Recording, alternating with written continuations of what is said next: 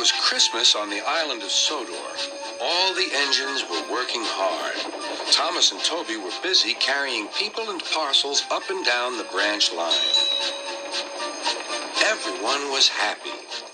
Only the coaches, Annie and Clarabelle, were complaining. "It's always the same before Christmas," they groaned. "We feel so full. We feel so full." "Oh, come on," said Thomas. "Where's your festive spirit? Christmas Day is almost here." By the side of the track was a little cottage with a familiar figure waving to them. "It's Mrs. Kindly," whistled Thomas. "Beep, beep. Happy Christmas." Thomas always felt better for seeing her. Christmas just wouldn't be Christmas without Mrs. Kindly, he said to himself. When work was over, Thomas went to see the other engines. All their coats had been polished. "Huh," said Gordon. "Just look at us. Your driver will have to work fast to get you as smart as us."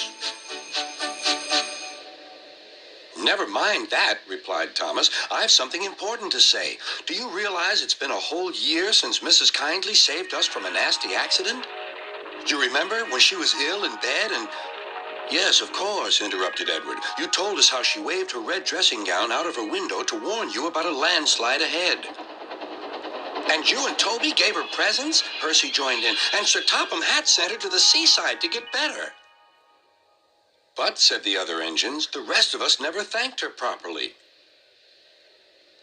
"Exactly," said Thomas. "So now I think we should all give her a special Christmas party."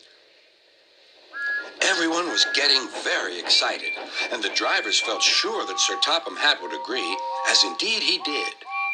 The engines were all busy making plans when silence fell. Sir Topham Hatt had bad news. "The weather's changed badly. Mrs. Kindly is snowed up. Toby says he'll help to rescue her. You must help too, Thomas. There's no party unless you do." Thomas hated snow, but he said bravely, "I'll try, sir. We must rescue her. We must." "There's a good engine. You and Toby will manage splendidly." Thomas charged the snowdrifts fiercely. Sometimes he swept them aside.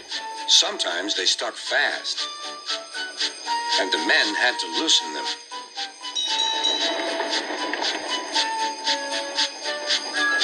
But at the cutting near the cottage, they could go no further. "Look at that!" exclaimed Thomas's fireman. "Beep, beep! Here we are!" An answering wave came from an upstairs window. Then they heard a familiar sound. "That's Terence, the tractor," said Thomas. "He's come to help too." Sure enough, Terence had a snowplow and was working hard to clear a patch to the railroad line and safety. At long last, the rescue was complete. Percy took the tired workmen home. Terence said goodbye to Mrs. Kindly and promised to take care of her cottage as he watched them all set off. The engines made good time. No more snow had fallen, but the yard was dark. There was no one to be seen. Thomas's heart sank. Suddenly, all the lights went on. What a marvelous sight awaited Mrs. Kindly. "Well done," said Sir Topham Hatt. "I'm really proud of you all." Mrs. Kindly especially thanked the smaller engines. "Thomas and Toby are old friends," she said. "And now, Percy, you are my friend too." Percy was very pleased. "3 cheers for Mrs. Kindly," he called. "Beep, beep, beep." They all whistled.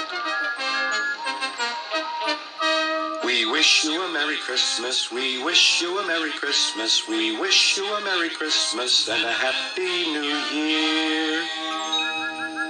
Thomas the tank engine and his friends thought it was the best Christmas ever, and Mrs. Kindly could think of nowhere she would rather live than here with them on the island of Sodor.